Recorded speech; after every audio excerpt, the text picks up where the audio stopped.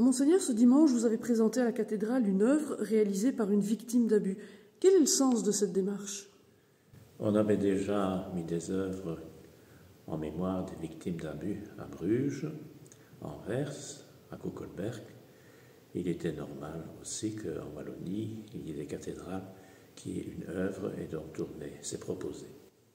C'est important pour vous qu'il y ait une trace visible de la commémoration des victimes au sein même des édifices religieux? Oui, tout à fait.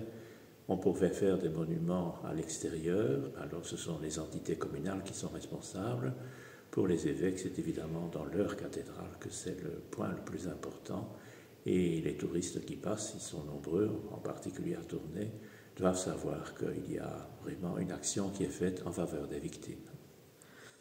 Pourtant, on entend encore souvent que l'Église n'a rien fait ou ne fait pas assez pour lutter contre le fléau des abus en son sein et pour accompagner les victimes.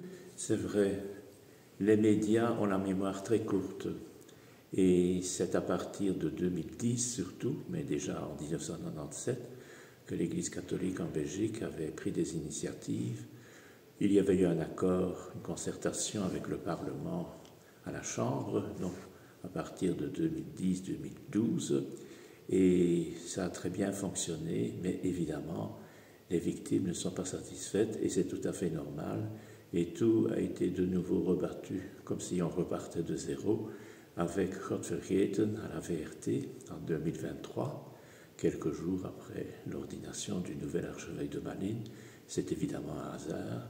Et tout ce qui a été fait depuis, la commission spéciale à la Chambre, la commission d'enquête à la Chambre et la commission spéciale au Parlement flamand, ce sont des recommandations dont l'Église tiendra compte. Je sais qu'il y a encore des personnes qui n'osent pas dire qu'elles ont été victimes d'abus.